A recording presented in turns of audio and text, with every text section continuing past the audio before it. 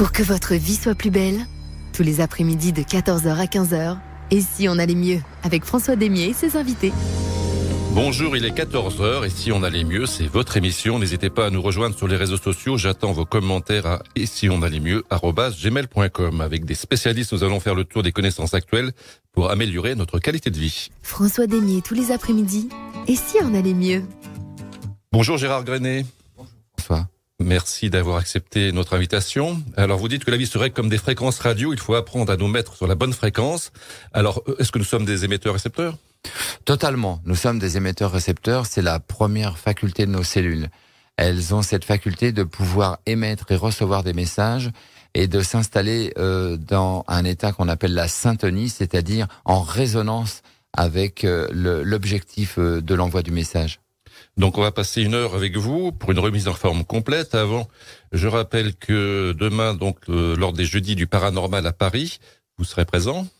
Tout à fait, ce sera jeudi. Jeudi, on sera le 30 janvier à 20h30. Tout simplement. Et donc, qu'est-ce qui va se passer au cours de cette journée, de cette soirée plutôt ? Au cours de cette soirée, je vais essayer de développer un petit peu la pratique de mon métier, expliquer aux gens ce qu'est un guérisseur aujourd'hui, contemporain, moderne. Avant tout, un artisan qui va utiliser différents outils. C'est pas un peu un mot dangereux, guérisseur, aujourd'hui en 2014 ? En 2014, en France, c'est encore un petit peu dangereux.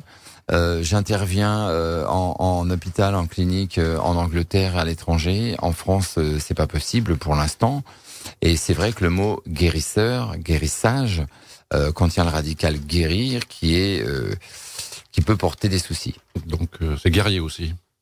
C'est en réalité le guerrier sage. Le guerrier sage, le guerrier contre la maladie, contre les problèmes ? Ouais, tout à fait, c'est ça, bien sûr. Un guerrier, ça peut être quelqu'un de tout à fait pacifique, néanmoins très réactif, prêt à agir. Si tu veux, la peu prépare la guerre. Tout à fait. Voilà. Donc vous serez également présent au salon bio du bien-être le 14, 15 et 16 mars à Mandelieu ? Ouais, tout à fait. Oui, puisque j'ai un cabinet aussi dans le sud, un à Paris, un dans le sud. Donc on va passer 1 heure avec vous pour une remise en forme complète. C'est ce que vous pouvez nous proposer à moi et Antoine ? Écoutez, avec plaisir. Je demande que ça. Alors vous venez d'où, Gérard Grenet ? Quel est votre parcours ?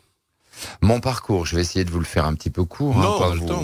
On a le temps, on y va ? De mieux connaître nos intervenants.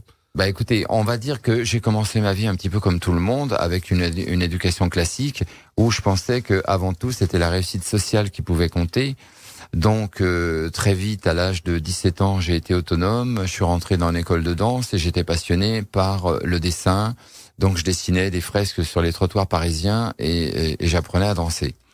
J'avais précédemment, à l'âge de 13-14 ans, été passionné par l'écriture et je ressentais à cette époque-là une différence quand j'étais dans l'intellectuel, quand j'écrivais, et quand j'étais dans l'artistique, plus dans la création. Une forme de légèreté, j'aimais les deux sensations. Et après avoir été un vrai besogneux à l'école, j'ai voulu être artiste. J'ai voulu connaître cette différence. On me retrouve à 20, 21 ans, en train de faire l'école Estienne, l'école Corvisart, etc., pour me perfectionner dans le dessin, dans le graphisme, etc. Et à 22 ans, j'ai une entreprise dans laquelle on pratique, on fait des décors, des fresques de façade, des enseignes, on travaille en événementiel, etc. Avec des danseurs toujours ?